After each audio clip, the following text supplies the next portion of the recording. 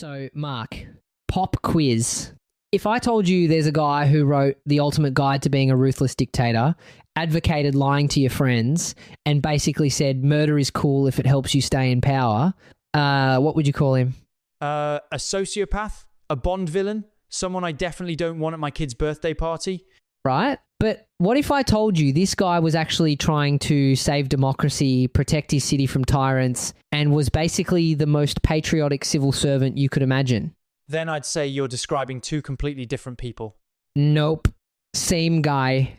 Niccolo Machiavelli. Wait. The Machiavellian Machiavelli? The dude whose name literally means evil schemer in every language? That's the one. And today, we're going to prove that pretty much everything you think you know about him is wrong. Mike, this is like that time at the Getty when you told that tour group the bust was definitely Augustus's, and the UCLA classics professor in the group just slowly shook his head. We're not talking about the Getty. You bought me coffee to make me stop talking about it. We're really not talking about the Getty. We're talking about Machiavelli. Okay, Mike, I gotta admit, this is a tough sell. When someone does something sneaky at work, we call it Machiavellian. When a politician lies, same thing. The guy's name is literally synonymous with being a manipulative jerk. I know, right? But here's the thing.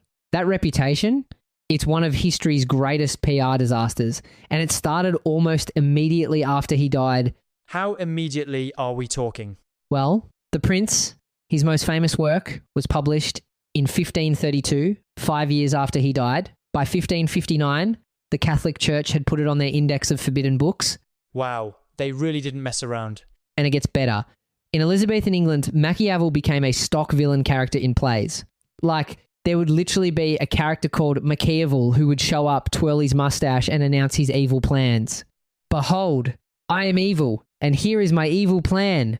So he's basically the historical equivalent of a WWE heel. Exactly. But here's what nobody bothers to ask. Why did he write these things? What was actually going on in his life? And most importantly, was he actually wrong? I mean, Monica would say he was wrong. She has very firm views on lying. Monica has very firm views on most things. That's why you married her. That's exactly why I married her. But we're not psychoanalyzing my marriage. We're rehabilitating Machiavelli's reputation. All right, so before we defend the guy, we should probably figure out who he actually was. Paint me a picture. Born in Florence, 1469, Renaissance Italy, so we're talking art everywhere, political intrigue, backstabbing, literal and metaphorical, and Florence is basically the epicenter of it all. The New York City of the Renaissance. More like Silicon Valley, innovation, money, power, everyone trying to disrupt everyone else. And Machiavelli, he wasn't born rich. His family had seen better days, but he was smart, really smart. And in 1498, at age 29, he lands this incredible job. Doing what? Secretary to the Second Chancery of the Republic of Florence. Basically, he's the guy running foreign policy and defense. Wait, at 29? That's like making someone who just finished grad school the Secretary of State. Right. And he was brilliant at it. For 14 years, he's traveling all over Italy and beyond, negotiating with kings, popes, emperors. He meets some of the most powerful people in Europe. He's not some armchair philosopher theorizing about power. He's watching it happen in real time. So he's actually in the room where it happens. Exactly. He's seeing how deals get made, how alliances crumble, how rulers succeed and fail. Not how it should work in some ideal world, but how it really works when lives are on the line. Okay, so what happened? How does Mr. Secretary end up becoming Mr. Evil Mastermind? 1512. The Medici family, who had been kicked out of Florence, they come back with an army and they're not happy. They overthrow the Republic, and Machiavelli, he's out, fired, suspect, unemployed. Suddenly he's got more time on his hands than your son Ronald. Oof. Low blow. Too soon? Ronald's trying. The theatre arts degree was a choice. Anyway, it gets worse for Machiavelli. In 1513, there's a conspiracy against the Medici. Machiavelli's name shows up on a list of potential conspirators, and we're not sure if it was even accurate, but that's enough. He gets arrested, tortured. Tortured? Like actually tortured? The strappado. They tie your hands behind your back, hoist you up by your wrists, then drop you. Dislocates your shoulders. They did it to him 6 times. Jesus. And through all of it, he maintains his innocence. He didn't confess because there was nothing to confess. Eventually, they let him go, but He's done. His career is over. He's exiled to his little farm outside Florence, basically under house arrest. So this is where he writes The Prince. Yep, 1513, same year as his torture and exile. And this is crucial. He's not writing it because he's some evil genius who wants to teach people how to be tyrants. He's writing it as a job application. A job application? He's trying to get back into government service. He dedicates The Prince to Lorenzo de' Medici, basically saying, look, I understand how power works. I can be useful to you. Please, I just want to work again. That's actually kind of heartbreaking. It really is. Here's what he wrote in a letter to his friend Francesco Vittori in December 1513. He's describing his daily life in exile. When evening comes, I return home and go into my study. On the threshold, I strip off my muddy, sweaty workday clothes and put on the robes of court and palace. And in this grave address, I enter the courts of the ancients and am welcomed by them. Wait, he's literally changing clothes to read books?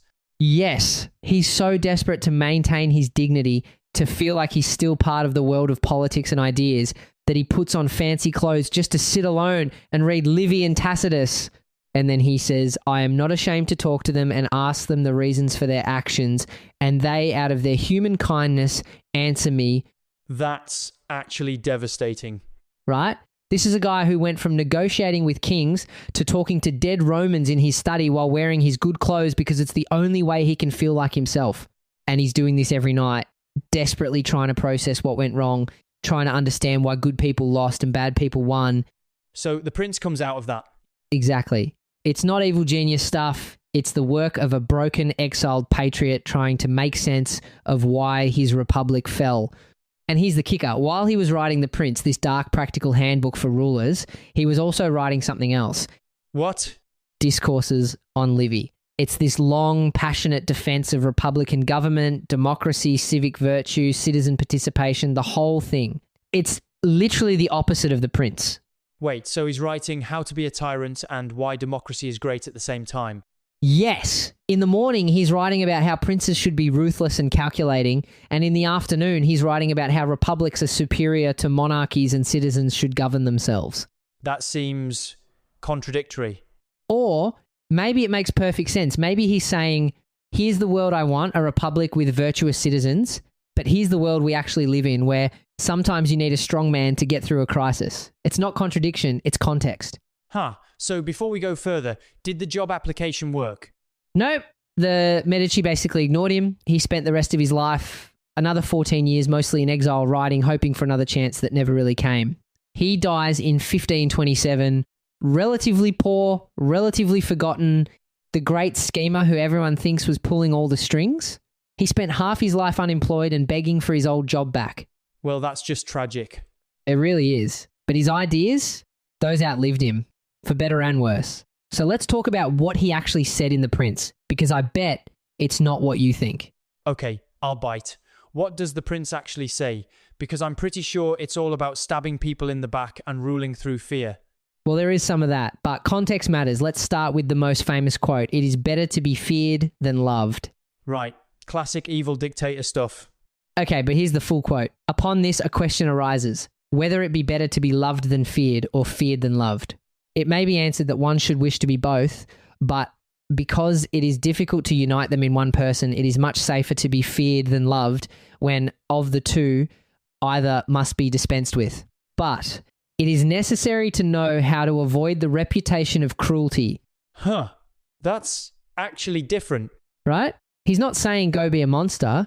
He's saying, look, if you had to choose between being loved or feared, and sometimes you do, fear is more reliable, but above all, don't be hated because that's when they overthrow you. So it's more like risk management?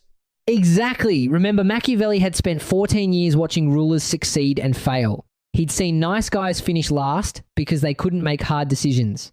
He'd seen cruel tyrants get overthrown because everyone hated them. He's trying to map the middle path. Okay, what about the lying? I'm pretty sure he advocates lying to everyone about everything. He does advocate deception in certain circumstances, but again, he's specific about it. Here's what he actually says. A prudent ruler ought not to keep faith when by so doing it would be against his interest, and when the reasons which made him bind himself no longer exist. Okay, that still sounds pretty bad. Does it?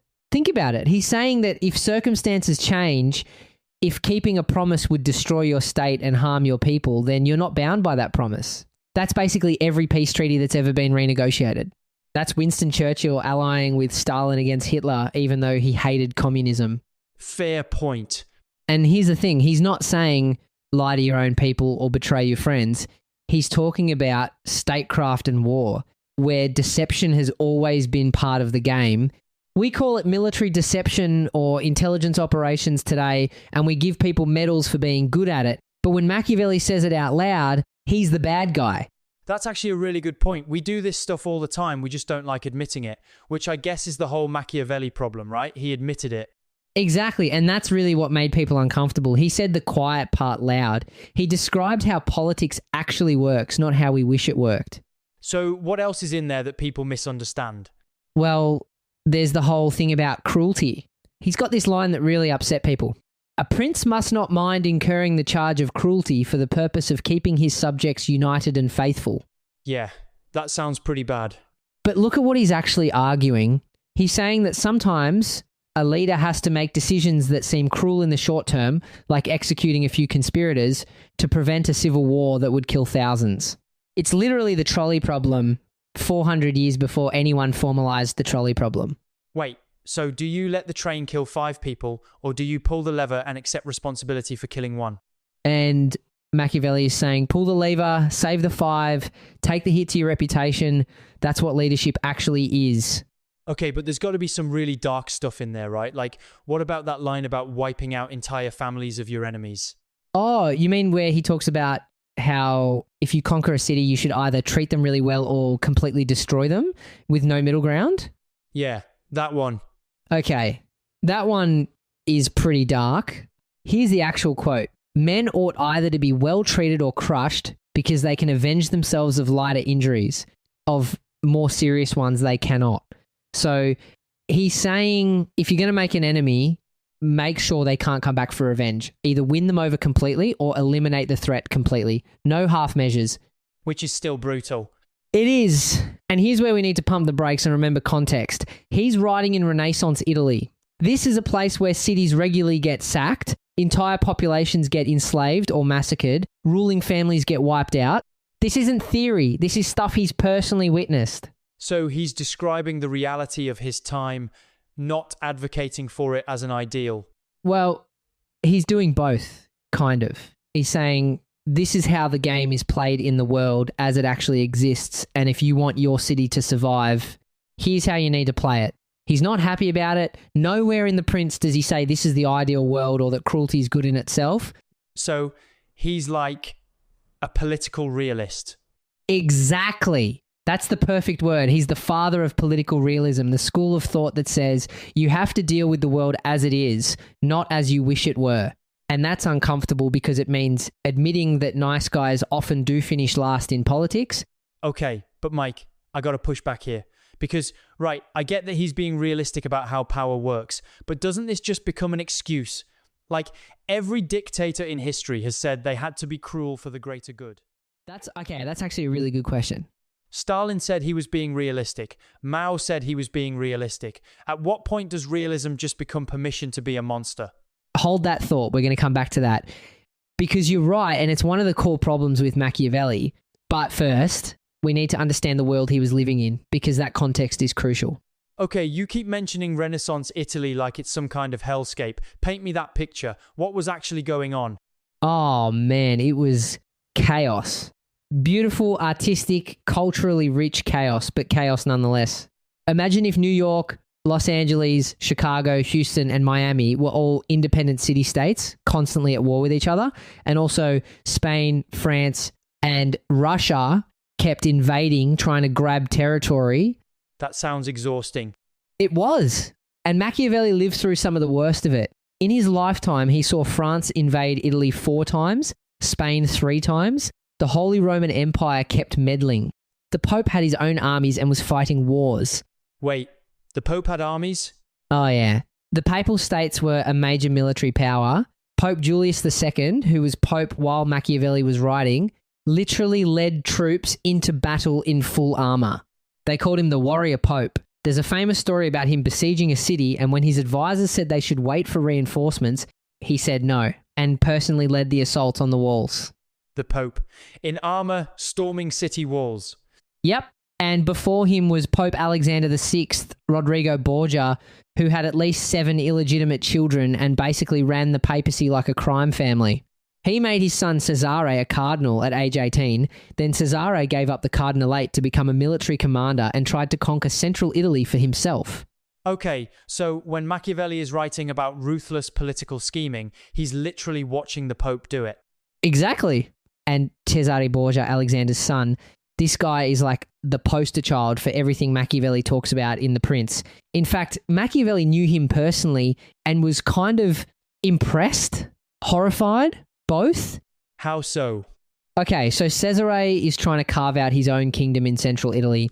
He's smart, ruthless, charismatic, brutal, and Machiavelli met him several times on diplomatic missions and watched him operate. There's this famous story that Machiavelli uses in The Prince. Oh, I think I know this one. So Cesare appoints this guy, Ramiro de Orco, to govern one of his territories in the Romagna region. Ramiro is absolutely brutal, super cruel, terrorizing people, but he gets the job done. He pacifies the region, establishes order through fear. Okay. Then, once everything's under control, Cesare has Ramiro arrested and executed, has his body cut in half and displayed in the town square of Cesena with a wooden block and a bloody knife beside it. What? Why? Because now everyone's happy. Ramiro did all the dirty work, everyone hated him, and now Cesare looks like the good guy who brought justice. The people who were terrorized get their revenge, and Cesare gets all the benefits of Ramiro's cruelty without any of the blame. It's absolutely brilliant and absolutely horrifying. Wow. That's genuinely dark. And Machiavelli literally uses this as a case study in The Prince. He's like, see, that's how you do it. Let someone else be the bad guy, then get rid of them and look like a hero. He's not making this up. He's literally describing what he saw successful rulers doing. And this is the alternative to what? Being nice and getting conquered? Well, yeah. The alternative was being someone like Piero Soderini, Machiavelli's boss. Good guy, honest, principled, wanted to do everything by the book, believed in Republican virtue and citizen participation. Let me guess. It didn't work out. When the Medici came back with their army in 1512, Soderini refused to take decisive action. He didn't want to risk a bloodbath. He wanted to negotiate, find a peaceful solution, preserve Republican norms. He thought if he just followed the rules, reason would prevail. And the Medici just walked in. Yep. Overthrew the Republic, installed themselves as permanent rulers, tortured Machiavelli, and basically ended Florentine democracy for good. All because Soderini was too principled to make hard decisions, and Machiavelli watched this happen and thought, this is the problem with being too idealistic. Good people lose when they won't adapt to how power actually works. Okay, so Machiavelli watched his boss lose everything by being too nice. Right, and I think that really shaped how he saw politics. He loved the Republic, we know this from his other writings, but he also recognized that sometimes to protect good things like democracy and freedom, you have to be willing to get your hands dirty. You can't just hope that virtue wins. Sometimes virtue needs enforcement. Sure, okay, but, and Valerie would kill me if I didn't say this, at what point does getting your hands dirty becoming the thing you're trying to stop? That's... Like, Cesare Borgia terrified people and had his enforcer cut in half. Soderini tried to preserve Republican values and got overthrown. Is there really no middle ground? Does power really require you to be a monster? Okay, we're definitely coming back to that, but first let me explain what Machiavelli was actually trying to achieve, because I think people misunderstand his intent entirely. All right, so we've established that Machiavelli was living in basically Game of Thrones, and he was describing real strategies that real rulers were using. But here's what I don't get. If he loved democracy and republican government, why write a guide for princes at all? Why not just write about how to preserve republics? Okay, this is where it gets really interesting, because there are basically 3 main theories about what Machiavelli was actually trying to do with The Prince. I'm listening. Theory 1, the traditional view, he was genuinely trying to advise Lorenzo de' Medici and get his job back. The Prince is exactly what it looks like, a handbook for how to acquire and maintain power. He wants to be useful to the new regime. That's what I always assumed. Theory 2, the satire theory. He was actually writing satire. Some scholars think he deliberately made rulers look bad by exposing all their dirty tricks. It's like a warning to citizens about how princes actually operate behind the scenes. Like a modest proposal, but for politics. Exactly. Jean-Jacques Rousseau, the Enlightenment philosopher, actually believed this. He said The Prince was really a book for republicans, not princes. That Machiavelli was trying to teach citizens how to recognize and resist tyranny by explaining how tyrants think. Huh. That's kind of brilliant if true. Right? And there's some evidence for it. In the discourses, Machiavelli is openly Republican and talks about how citizens should be vigilant against princes. So maybe the prince is him saying, here's how they'll manipulate you, don't fall for it. What's theory 3? Theory 3 is kind of a middle ground, and it's what I find most convincing. Machiavelli was being sincere, but situational. He genuinely believed that different situations require different approaches to government. Meaning? Meaning, when you have a strong, functioning republic with educated, virtuous citizens, great. That's the ideal, and that's what he describes in the discourses. Democracy, civic participation, rule of law, all of it. But when your city is conquered, or your republic has fallen, or you're surrounded by hostile powers and on the brink of annihilation, then you need a different playbook. So the prince is like emergency procedures? Yeah. It's the political equivalent of, in case of emergency, break glass. When everything's on fire and enemies are at the gate, you can't worry about perfect democratic processes or maintaining republican virtue. You need someone who can make fast, hard decisions to save the state. And once the state is saved and stabilized, then maybe you can go back to Republican government. Like FDR during World War II. Perfect example.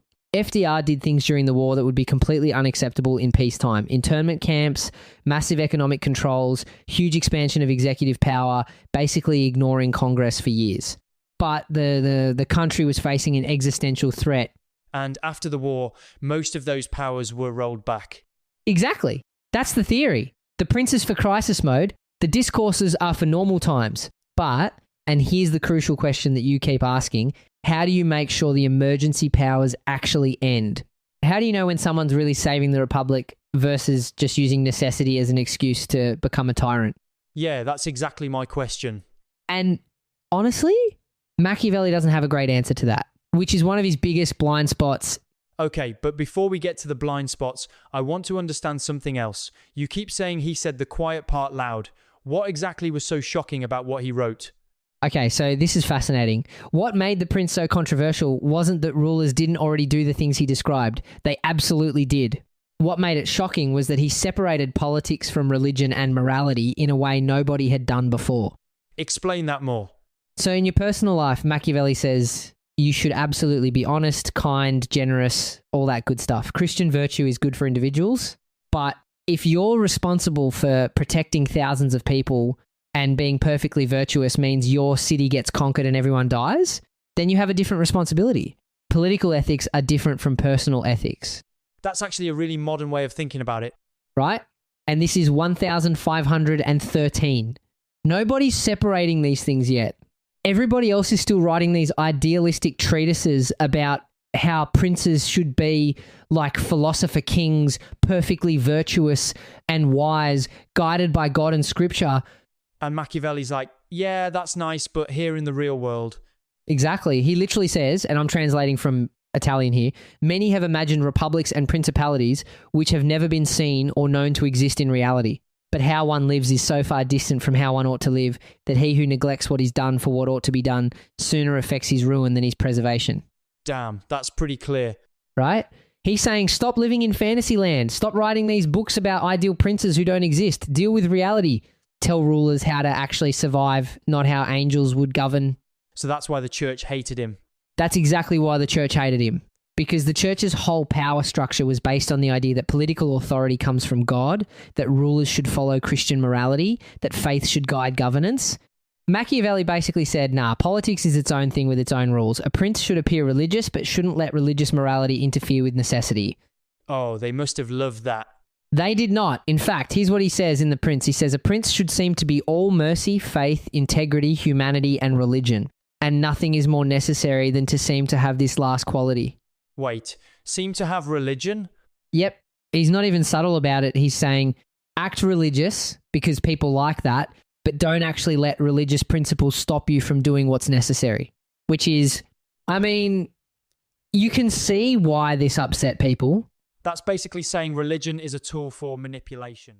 Okay, so if Machiavelli was just being realistic and practical, why did he get such a terrible reputation? Like, why is HE the bad guy when he's just describing what everyone else was already doing? Great question. And the answer is because he said the quiet part loud and because it was politically useful to make him a villain. Explain. Okay, so here's the thing. All the stuff Machiavelli describes in The Prince, rulers were already doing it, popes were doing it, kings were doing it. Everybody who had power was lying, scheming, making ruthless decisions. But they weren't writing it down and admitting it. Exactly. There was this whole tradition in political philosophy called Mirrors for Princes, these idealized treatises that described how rulers should behave in a perfect world. Total fantasy, but politically safe fantasy. Like leadership books in the business section that nobody actually follows? Perfect analogy.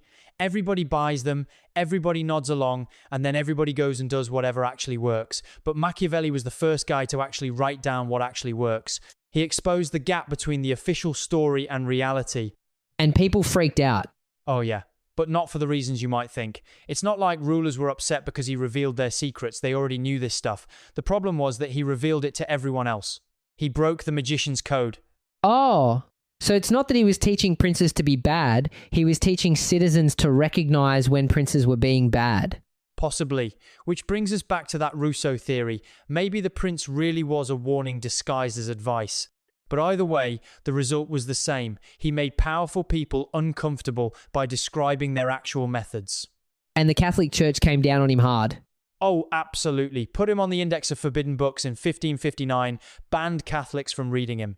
Both because he said critical things about how the church operated politically and because the prince separates politics from religion and morality. Which the church had been claiming were inseparable? Right. The church's whole argument was that political authority comes from God, that Christian morality should guide all governance. Machiavelli basically said, politics is its own domain with its own necessities. Sometimes you have to do things that violate Christian ethics. That's pretty revolutionary for 1513. It was. And then during the Protestant Reformation, both Catholics and Protestants hated Machiavelli because he suggested that religious morality might not be the best guide for political action. So he managed to unite the two sides of the Reformation in their hatred of him. So he pissed off everybody. Pretty much. And then in Elizabethan England, he became this stock villain character in plays. There'd literally be a character called Machiavel or Machiavel who would show up in the prologue and be like, I am Machiavelli, I am evil. Watch me scheme, like a cartoon character. Basically, Skeletor, Machiavelli became Skeletor. Yes, exactly. And that reputation just stuck. By the 1600s and 1700s, Machiavellian meant evil and scheming, and nobody was actually reading his work anymore. They just knew he was the bad guy. It became like a 500-year-old meme that got completely out of control. And the irony is that all the stuff people criticized him for, rulers kept doing anyway. Right, they just didn't admit it. They kept writing and reading those Mirrors for Princes books about ideal, virtuous rulers, and then in private they'd scheme and plot exactly the way Machiavelli described. The only difference is they didn't say it out loud. So Machiavelli's crime was honesty. His crime was uncomfortable honesty. He told people how power actually works, and people hate that. We want to believe in noble leaders guided by virtue. We don't want to know about the deals and compromises and occasional cruelties that actually keep states functioning. Okay, but here's where I need to push back again. Because yes, fine, Machiavelli was being realistic and honest about how power works. But doesn't that just become permission? Like, how is this different from might makes right? It's not exactly... No, seriously, Mike, because here's my problem. You keep saying Machiavelli loved republics and wanted democracy, but the prince reads like an instruction manual for autocracy. Be feared, not loved. Crush your enemies completely. Appear virtuous, but don't let virtue stop you. That's not emergency procedures. That's just despotism with better PR. Okay, you're not entirely wrong. And here's the darker thing. Every single dictator in history has claimed they were being realistic. Stalin said he was being realistic about class warfare. Mao said he was being realistic about imperialism. Pinochet said he was being realistic about communist threats. They all had their emergency, their necessity. At what point does realism just become an excuse? That's actually the core tension in Machiavelli, and you're right to call it out. Thank you. But I think there's an answer to it, and we're going to get there. But first, we need to talk about why Machiavelli is more relevant today than ever, because his ideas are everywhere in modern politics, whether we admit it or not. Okay, so here's my question. Let's say you're right about what Machiavelli meant. Does any of this matter now? I mean, we don't have warring city-states or popes with armies. Oh man, Machiavelli is everywhere in modern politics. We can literally see his principles playing out right now in international relations, domestic politics, corporate strategy, everywhere. Give me examples. Okay, so international relations. Machiavelli argued that states don't have friends, they have interests. That alliances shift based on utility, not affection. That you can't trust other states to act morally. They'll act in their self-interest. That's basically modern foreign policy. Exactly. The whole school of political realism in international relations, which every foreign policy student learns, comes directly from Machiavelli. Hans Morgenthau, the guy who basically founded this school of thought in the 20th century, explicitly built on Machiavellian principles. So, why the US allied with Stalin during World War II even though we hated communism? Perfect example. We didn't team up with the Soviet Union because we loved them or shared their values. We did it because we had a common enemy and it served our interests. Pure Machiavelli. And then as soon as the war ended, we immediately pivoted to treating them as adversaries again. What about domestic politics? Oh, it's everywhere. Think about political campaigns. Machiavelli said it's important to appear to have good qualities, even if circumstances sometimes force you to act against them.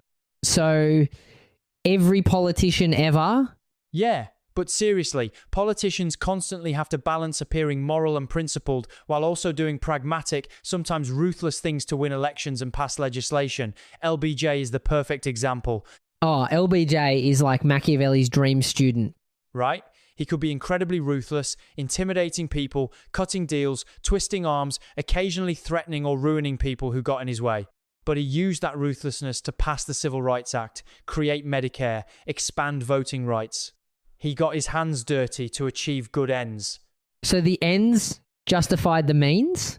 Well, that's the eternal debate, right? And Machiavelli would say, it depends. If your ends are genuinely good, protecting your state, helping your citizens, preventing a worse outcome, then yes, sometimes harsh means are justified. But if your ends are selfish or destructive, then no amount of political skill makes you virtuous. What about in business? Because Monica complains about her work politics all the time. Oh, corporate strategy is basically applied Machiavellianism. That stuff about knowing when to be feared versus loved, that's modern management theory. Good managers know when to be friendly and collaborative and when to put their foot down. Valerie would say that's just being manipulative. Valerie would say a lot of things. But here's the thing, it's not manipulation if everyone knows the game, it's strategy. Companies bluff about their plans, hide their weaknesses, use misdirection. Apple under Steve Jobs was brilliant at this. Total secrecy, strategic leaks, controlling the narrative. Okay, but doesn't this all sound kind of cynical? Like if everyone's just being strategic and manipulative, where does genuine ethics come in?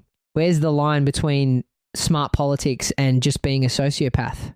That's the million-dollar question. And this is where I think people misunderstand Machiavelli. He's not saying ethics don't matter. He's saying you have to think about ethics differently when you're responsible for other people. Okay, explain that more, because I'm not sure I buy it.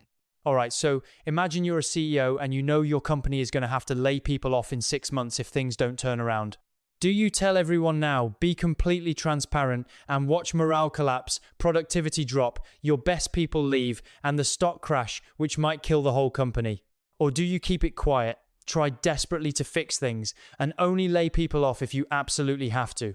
That's tough. Right. Both choices have ethical problems. Total transparency might feel honest, but it could make things worse and actually cost more jobs. Strategic silence feels deceptive, but it might save the company and most of the jobs. There's no clean answer. Okay, but that's a specific scenario. What about the bigger question? Because here's what bothers me about Machiavelli and what bothers Valerie when we talk about this is that it feels like it gives people permission to be terrible and then claim they had no choice. That's a completely fair criticism. Like, oh, I had to fire half my staff right before Christmas because of market conditions. Oh, I had to authorize torture because of national security. Oh, I had to invade that country because of regional stability. At some point, necessity becomes an excuse for everything. You're absolutely right. And this is where Machiavelli has real blind spots. So let's talk about those. Okay, so we've spent most of this episode defending Machiavelli. And I get it. He was being realistic. He watched his republic fall. He saw what happens when good people can't make hard decisions. But I think we need to seriously engage with the dark side here, because there is a dark side.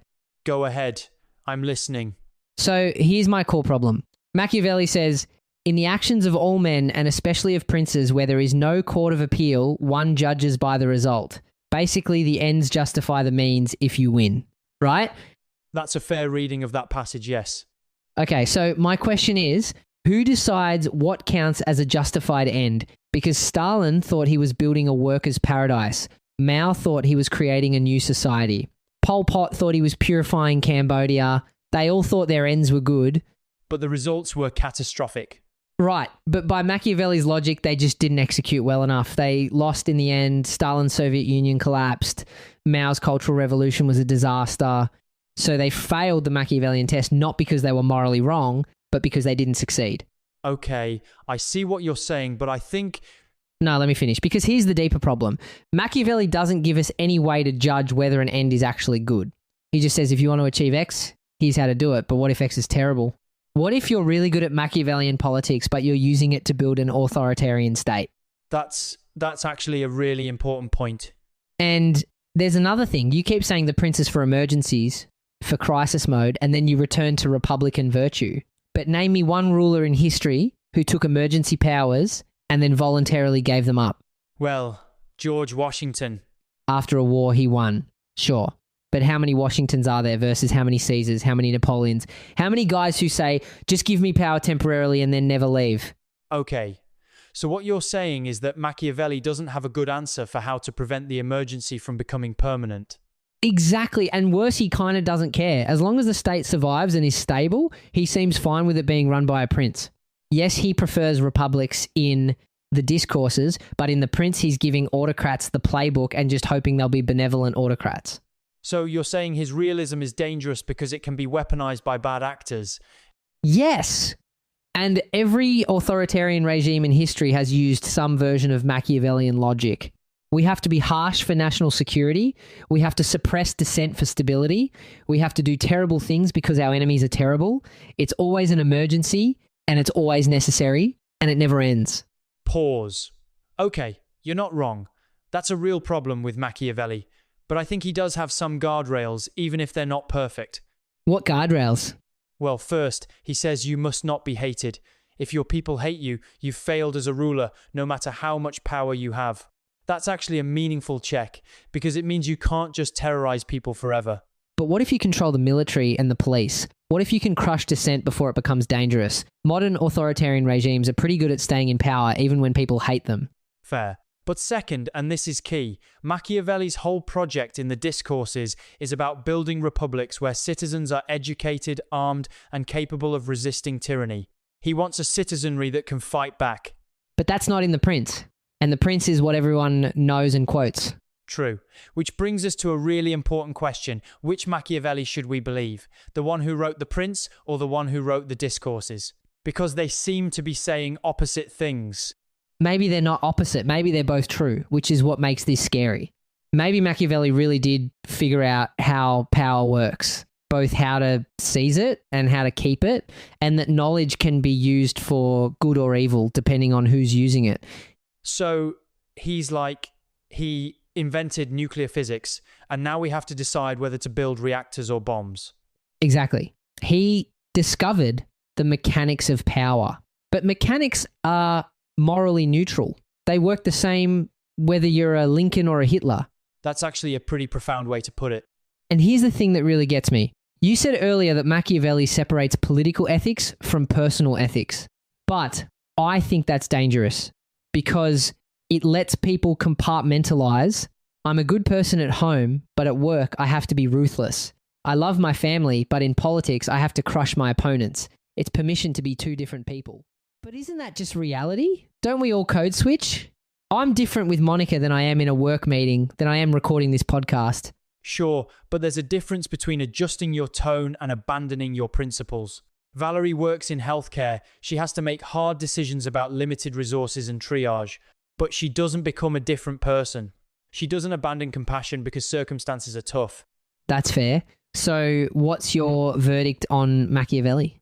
I think he was right about how power works. I think he was honest when everyone else was lying. But I also think he opened a door that's very hard to close. The door that says effectiveness matters more than morality, that results justify methods, that nice guys finish last, so you better not be nice. So he's not a villain, but he's not exactly a hero either. He's a realist in a world that needed idealism. He diagnosed the disease but didn't have a cure. And I think that's sad, actually. Because he clearly loved Florence, he loved republicanism, and he watched it all fall apart. And his response was basically, okay, fine, here's how to play the game on its own terms. But maybe we need people who refuse to play that game. So you're saying we need both? We need Machiavellists who understand how power works, but also people who push back against that logic? Yes, exactly. We need realists who keep us from being naive, but we also need idealists who keep us from becoming monsters. And maybe that's the real lesson of Machiavelli. He shows us what happens when you only have one without the other. Okay, so Mark just made a really strong case against Machiavelli, or at least against reading him without serious caveats. But I still want to defend him, because I think there are 3 things he got fundamentally right that we still haven't fully accepted. I'm listening. First, politics is different from personal morality in ways that matter. When you're responsible for other people's lives and welfare, the ethics change. You can't always afford to be perfectly virtuous in a personal sense. Give me a modern example. Harry Truman and the atomic bomb. Using nuclear weapons is horrific. It's morally wrong in almost any framework of personal ethics. You would never vaporize 100,000 civilians in your personal life and claim you were being moral. Obviously not. But Truman believed, whether he was right or wrong, and historians still debate this, that using the bomb would end the war faster and ultimately save more lives than a full invasion of Japan, which would have killed millions. So he had to choose between 2 terrible options. Be the person who kills 100,000 people with bombs, or be the person whose refusal to use those bombs leads to millions dying in an invasion. So he had to choose between 2 kinds of mass death. Exactly. And Machiavelli would say, that's what leadership actually is in the real world. It's making impossible choices and living with the consequences. You don't get to keep your hands clean. There is no option where you feel good about yourself. Okay, I'll grant you that one. What's the second thing? Second, realism is not the same as cynicism. And this is crucial because people misread Machiavelli as cynical. But he wasn't cynical about human nature or the possibility of good government. He actually believed people could be virtuous and that republics were better than tyrannies. Then why write a manual for tyrants? Because he also believed that you have to deal with the world as it is in order to create the world you want. It's not idealism versus realism, it's idealism through realism. You can't build a good society by ignoring how power actually works. So it's like optimism with clear eyes. Yes, perfect way to put it. He's saying, I want a better world. I believe a better world is possible, but I'm not going to pretend we're already in it. I'm going to be honest about the obstacles. That's not cynical. That's mature. Okay, but doesn't that just lead back to the same problem? I want democracy, so first I'll seize dictatorial power to create the conditions for democracy. That never works. Sometimes it does, though. That's the thing. The American founders suspended normal democratic processes during the Revolution. Lincoln suspended habeas corpus. FDR took extraordinary executive powers. And in all 3 cases, the Republic came back stronger. But for every Lincoln, there's a dozen Napoleons. Agreed. Which is why we need the third thing Machiavelli understood, which is the big one. Good intentions are not enough. The world is full of people who meant well, but made things worse because they couldn't or wouldn't make hard decisions. Like who? Like every appeaser before World War II. Neville Chamberlain genuinely wanted peace. He thought he could negotiate with Hitler and avoid another catastrophic war. His intentions were pure. He'd seen the horror of World War I and desperately wanted to prevent another one. But it didn't work. No, because Hitler didn't care about Chamberlain's good intentions or his desire for peace. Hitler was playing a different game with different rules, and Chamberlain refused to recognize that until it was too late. And Machiavelli would say, you can't wish away aggressive adversaries. You have to deal with them from a position of strength, even if that makes you uncomfortable. So Machiavelli is basically saying, grow up and face reality. In the most loving way possible, yes. He's saying that if you really care about protecting people and building a good society, you can't afford to be naive about power. Good intentions plus naivety equals disaster. Okay, mate, but here's where I'm going to push back one more time because I think you're being too generous. Go ahead. Your 3 points are all basically, sometimes you have to do bad things for good reasons. And I get that. I really do. But here's my question. How do we prevent that from becoming, I can do whatever I want as long as I claim my reasons are good? Because that's the Machiavelli problem, right? He gives us a toolkit for how power works, but he doesn't give us a good system for preventing abuse of that toolkit. He just sort of assumes that princes will use these tools for the good of the state. But what if they don't? What if they use them for personal power and just claim it's for the state? Okay, so here's what I think Machiavelli would say to that. Wait, before you answer, let me add one more thing. Because I actually think the most important thing Machiavelli did wasn't writing The Prince. It was writing the discourses. Because in the discourses, he talks about how to build a republic where citizens are educated, armed, and vigilant against tyranny. Where power is distributed and checked. Where virtue matters. I actually completely agree with that. So maybe the answer to the Machiavelli problem is more Machiavelli? Like, we need the prince to understand how power works, but we need the discourses to understand how to prevent power from being abused. That's actually really insightful. So you're saying they're meant to be read together? Maybe. Or maybe we just need to be more honest that Machiavelli isn't giving us answers, he's giving us questions. How do we balance effectiveness and morality? How do we make hard decisions without losing our souls? How do we protect good things in a world where bad people play by different rules? Those are good questions. And maybe the answer is that there is no perfect answer. Maybe it's just an ongoing tension we have to live with. Sometimes you have to compromise your principles to survive. But you better have principles worth compromising for, and you better keep track of what you're compromising, and you better have a plan to get back to them. So don't be naive, but also don't become the thing you're fighting against. Exactly, which is really hard, and I think Machiavelli understood how hard it was. That's why he's tragic. He watched good people lose because they were too principled, and he watched bad people win because they had no principles at all. And he was trying to find some middle path. Did he find it? I don't think so. But maybe that's okay. Maybe just asking the question is enough. Okay, so before we wrap up, I want to talk about one more thing, how Machiavelli influenced later thinkers, because his ideas had this massive ripple effect through political philosophy. Like who? Well, Thomas Hobbes, for one. Hobbes read Machiavelli and basically built on his insights about human nature and the necessity of strong central authority. Leviathan is kind of like the Prince on steroids. Same realism about power, but with more systematic philosophy. And Hobbes was writing right after the English Civil War, right? Exactly 1651, and he just watched England tear itself apart. So like Machiavelli after Florence fell, Hobbes is trying to figure out how to prevent chaos and civil war, and his answer is basically, you need a sovereign with absolute power because the alternative is everyone killing each other. That's pretty dark. It is, but it's also building directly on Machiavellian logic. Order is more important than freedom. Effectiveness matters more than virtue. And sometimes you need a strong man to prevent worse outcomes. Who else? Rousseau is fascinating because he read Machiavelli completely differently. Remember I mentioned Rousseau earlier? He argued that The Prince was actually satire, that Machiavelli was secretly teaching Republicans how to recognize and resist tyranny. Did Rousseau have evidence for that? Not really. I think Rousseau just couldn't believe that someone who wrote the discourses, which is all about Republican virtue, could genuinely mean what he said in The Prince. So Rousseau decided it must be ironic, which says more about Rousseau than about Machiavelli, honestly. What about more recent thinkers? Well, in the 20th century, you get this whole school of political realism in international relations that's explicitly Machiavellian. Hans Morgenthau, George Kennan, Henry Kissinger, they all build on Machiavelli's insights about how states actually behave.